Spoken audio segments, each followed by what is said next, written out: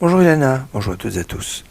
Puisque nous abordons dans notre paracha de la semaine la construction du Mishkan, la construction du sanctuaire, j'aimerais mettre l'accent sur deux objets qu'il y avait. L'un qui est au plus profond de l'intérieur, j'ai nommé le Aron HaKodesh, l'Arche Sainte, qui se trouve dans le Kodesh HaKodashim, dans le Saint des Saints. En effet, le sanctuaire était composé en fait d'une cour, et puis il y avait au milieu de cette cour, vers l'avant on pourrait dire, la tente d'assignation, l'Ohel Moed. Et c'est dans cette tente d'assignation qu'il y avait le candélabre, l'autel des encens, qu'il y avait le shulchan. Et encore caché avec un double rideau, il y avait le Aron HaKodesh, l'Arche Sainte. Mais cette Arche Sainte, dans la Torah, on va l'appeler de quatre noms pour l'Arche Sainte.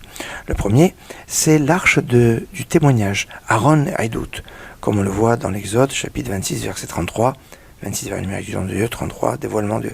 Bon, en tout cas, ce Aaron Haïdout, c'est l'une des appellations de l'Arche Sainte. Autre appellation, Aaron Hashem, l'Arche de Dieu. Alors, on ne trouve pas dans le Chumash, dans les livres de Moshe, en Pentateuch, mais on le retrouve dans le livre de Josué et dans le livre de Samuel, Aaron Hashem, l'arche de Dieu. On parle aussi de Aaron Abrit, l'arche de l'alliance, puisqu'il y avait dedans les tables de l'alliance, Luchot Abrit. Là aussi, on ne le trouve pas dans la Torah, mais on le trouve dans le livre de Josué.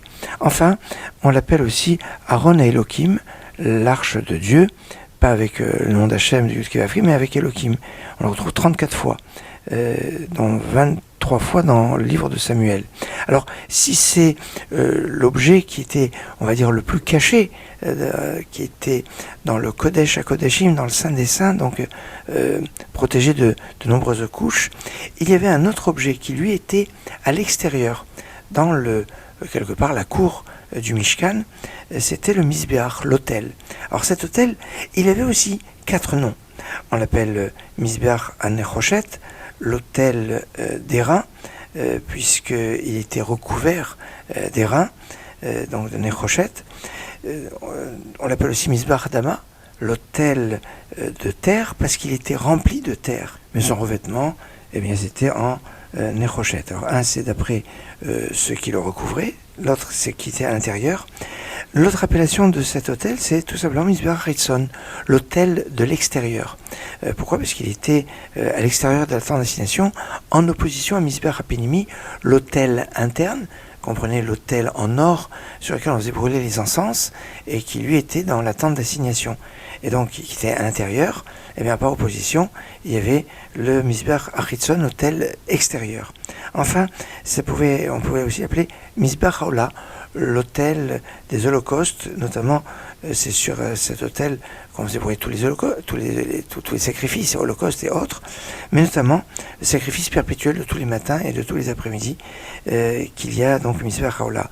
Donc intéressant cet aspect où cet autel a 4 noms, cet autel qui se trouve à l'extérieur, qui se trouve d'une matière qui est moins noble que l'Aron HaKodesh, l'Arche Sainte, qui était recouvert d'or.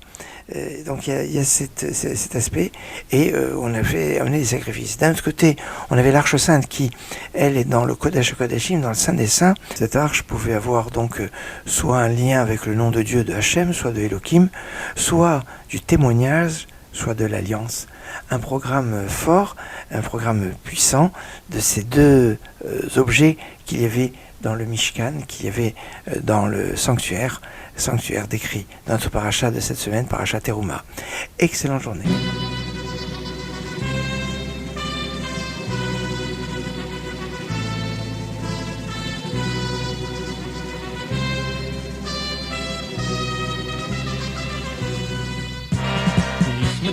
ישמחו במלך הסכו שמרי שבת קריאו הנה אחי ישמחו במלך הסכו שמרי שבת קריאו הנה